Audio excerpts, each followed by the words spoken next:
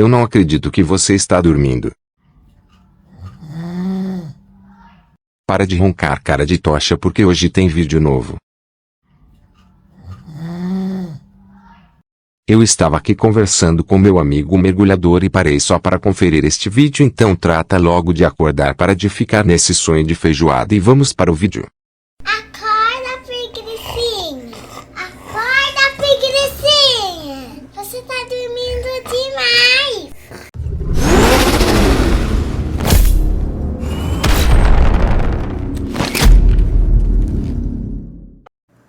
Salve, salve meus queridos, sejam todos muito bem-vindos em meu canal. E hoje, como vocês puderam ver aí, tanto na thumbnail quanto na própria introdução, né? Até o nosso amigo Baiacu, nosso glorioso peixinho, aventureiro dos sete mares, ele ficou animado para assistir o vídeo de hoje. O vídeo de hoje é mais uma vez um 2 em 1, é isso mesmo. Nós vamos trazer hoje um review juntamente com um unboxing. Eu desde já agradeço pelo seu acesso, te convido a se inscrever no canal caso você ainda não seja inscrito, ativar as notificações para não perder os próximos vídeos. Então, sem mais enrolação, vamos lá começar o vídeo de hoje.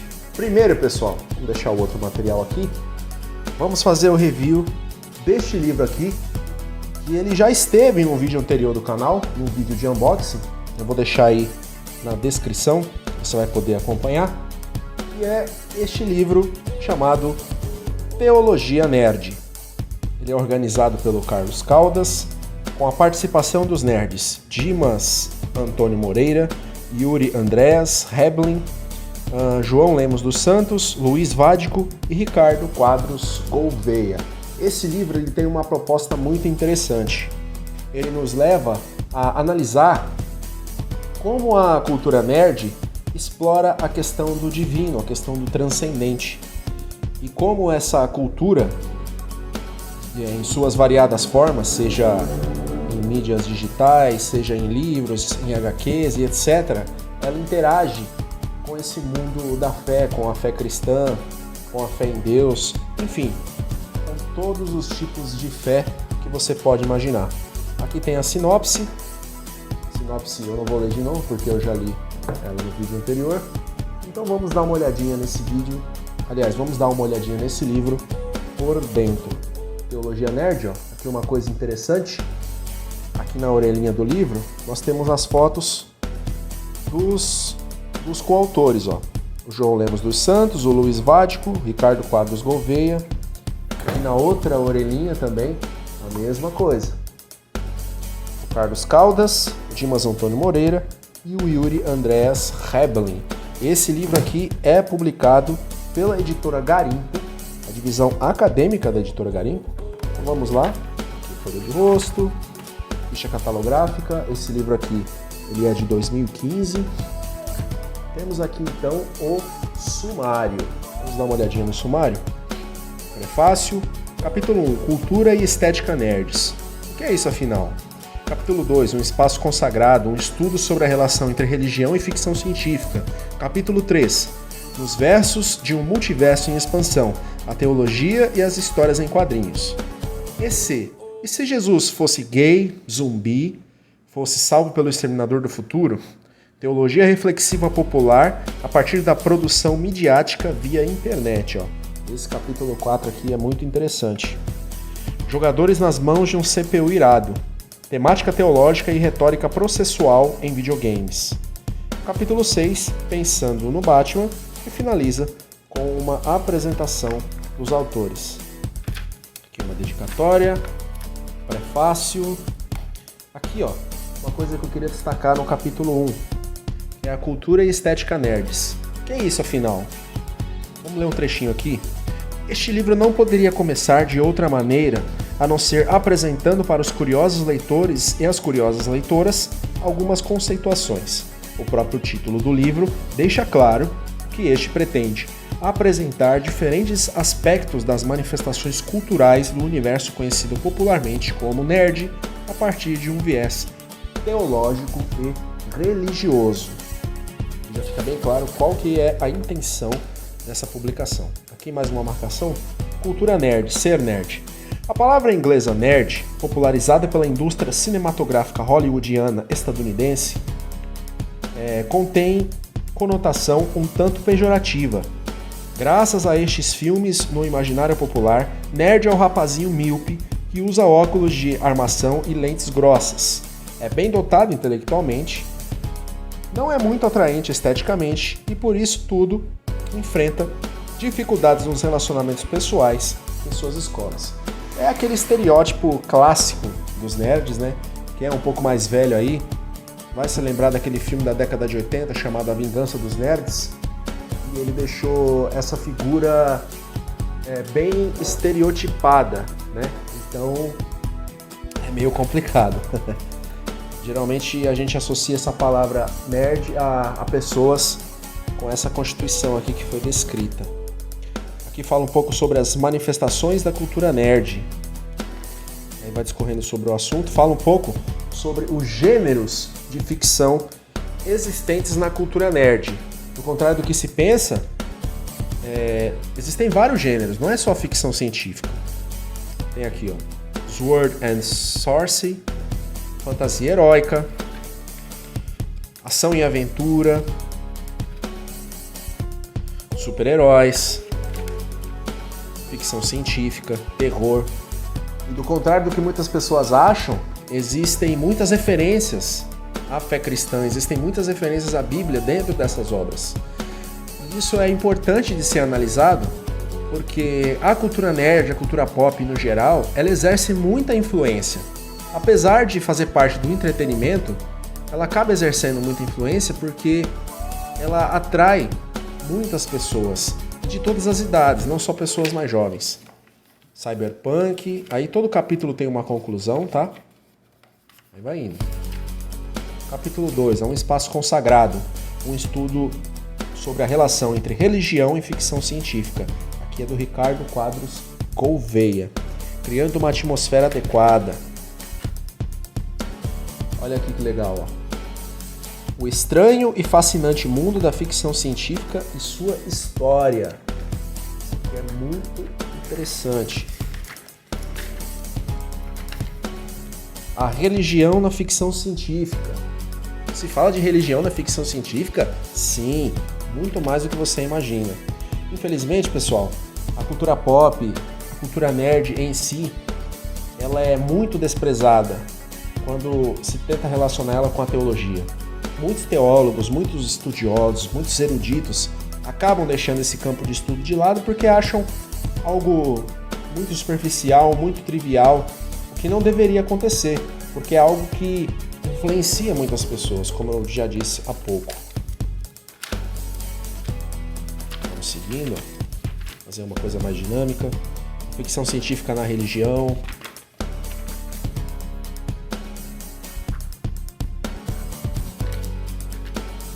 As referências bibliográficas, né? Para a pessoa não achar que o cara psicografou o livro. Capítulo 3, ó. Nos versos de um multiverso em expansão. A teologia e as histórias em quadrinhos. Esse capítulo aqui é escrito pelo Yuri Andreas Heblin. As histórias que contamos. Teologia do cotidiano. A narrativa contemporânea e seu super-homem.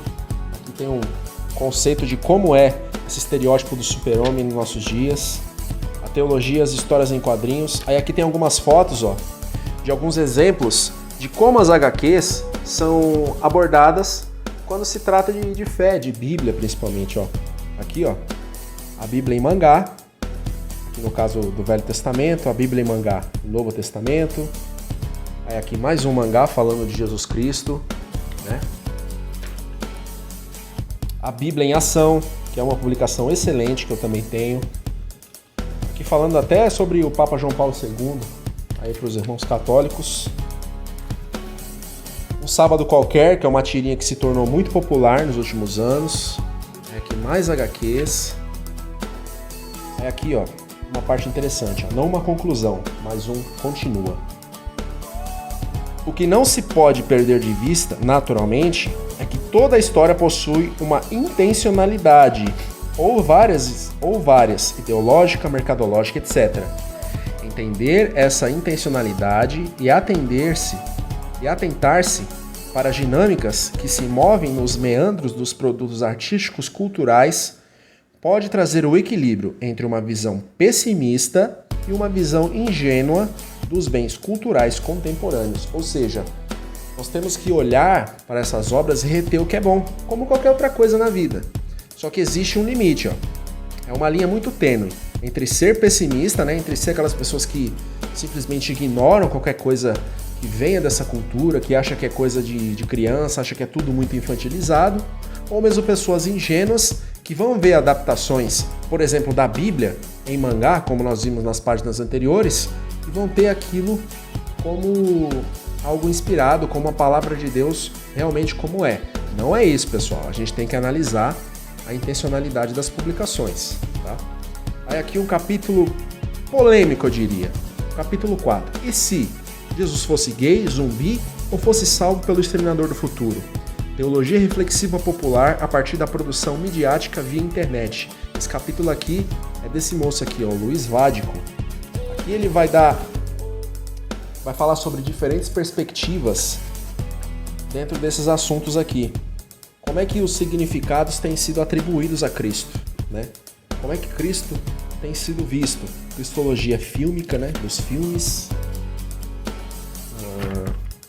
Aí aqui ele dá um exemplo de um vídeo no YouTube que, lamentavelmente, na minha opinião, quer retratar uma versão gay de Jesus Cristo que é muito desrespeitoso. Aqui ele vai argumentar como as significações e sentidos são estabelecidos, né? Aqui ele vai trazer a letra da música desse vídeo. E aqui é algo muito importante, ó.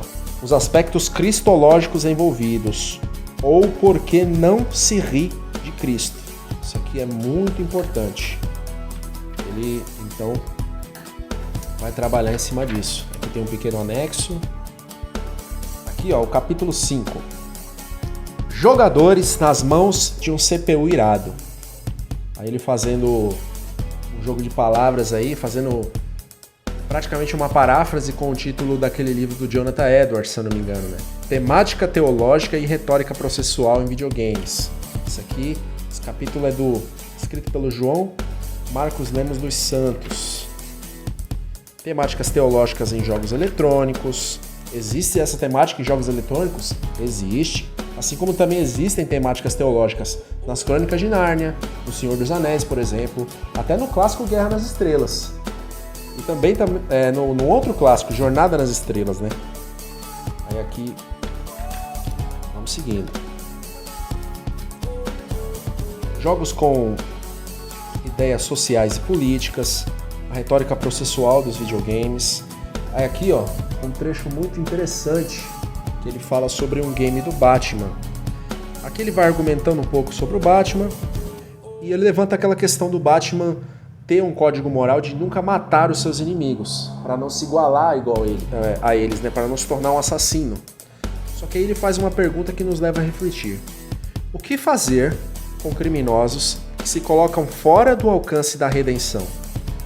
O que você faz com o Coringa, por exemplo, que não importa quantas vezes o Batman prenda ele, toda vez que ele escapar, ele vai cometer toda a sorte de atrocidades, as coisas mais criminosas possíveis. Então, fica aí a reflexão. Jogos com ideias éticas e filosóficas, né? Para quem acha que não, para quem acha que é só coisa de criança, é só passatempo, essas obras lidam com essas questões também. Aí aqui ele fala um personagem muito querido aí por todos os nerds, ó, Pensando no Batman. O capítulo 6 é escrito pelo Dimas Antônio Moreira, tá? Vai falar das origens do Batman, aqui um pouco das características da cidade de Gotham, e como não poderia ser diferente, não tem como falar de Batman sem falar do Superman. Então aqui ele faz uma referência ao Superman falando da cidade natal deste outro herói que é Metrópolis. Ó. Em Metrópolis, a população busca a esperança olhando para o céu, de onde vem o socorro. Uma clara referência religiosa. Aí um trecho do Salmo 121. Ó. Levanta os olhos para as montanhas. De onde me virá o socorro? Bruce Wayne está morto.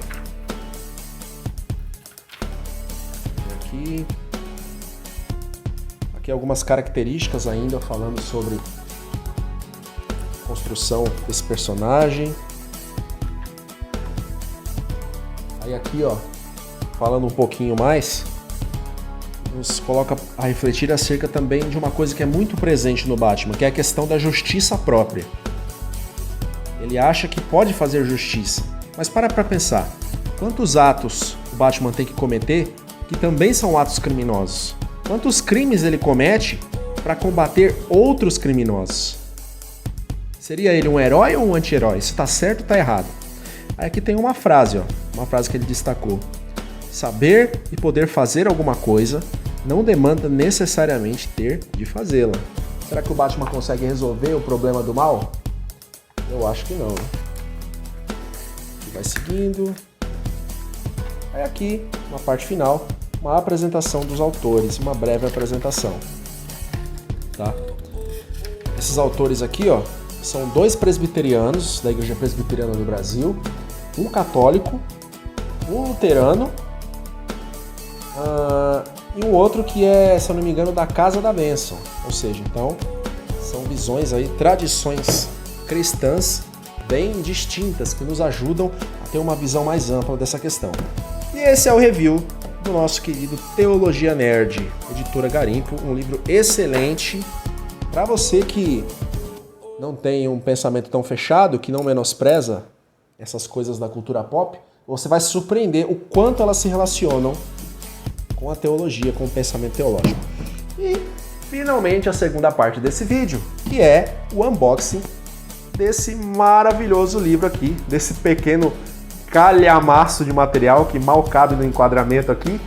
É a Teologia Sistemática, escrita pelo nosso querido Franklin Ferreira, junto com Alan Myatt. Teologia Sistemática, uma análise histórica, bíblica e apologética para o contexto atual, publicado aí por Edições Vida Nova. Eu adquiri esse material aqui com o nosso querido amigo pastor Temi Lima. Vou deixar aí o canal dele na descrição, caso você queira conferir o trabalho dele. Aí aqui tem um prefácio. Prefácio não, desculpa, eu sempre falo prefácio, é a sinopse.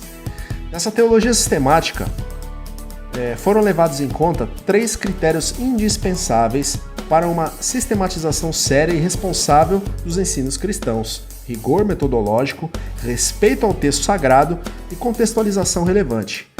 Além desses 3 critérios, há ainda outro que não poderia faltar: atenção cuidadosa à história e à filosofia. Olha só que interessante. Vamos abrir então essa maravilha? Eita! Acho que a melhor parte de comprar livro novo é na hora de abri-los, não é?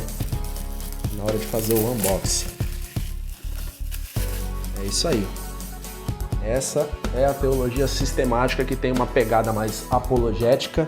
Ela é recomendada de cada 10 teólogos, se você perguntar, 11 vão recomendar essa teologia sistemática, tá?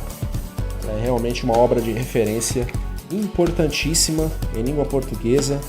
Você que se interessa por essa matéria de apologética, aliás, não só você que se interessa, acredito que todo cristão sério, estudioso, ele deveria se aprofundar nessa matéria de apologética para defender a sua fé, para quando ele for questionado da razão da sua fé, ele saber como se portar, não é mesmo? Um prefácio, introdução, enfim, é uma obra enorme, é um belo de um calhamaço, olha aí, ó, passando aí das 900 páginas, aliás, passando das 1000 páginas, é uma senhora teologia sistemática e eu estou muito feliz em poder adquiri-la. Pois é, pessoal, esse foi o nosso vídeo. Espero que você tenha gostado. Não se esqueça de se inscrever e ativar as notificações. Compartilhe esse vídeo, deixe seu comentário aí, sua sugestão. E é isso, pessoal. Um grande abraço, fiquem todos com Deus e até a próxima!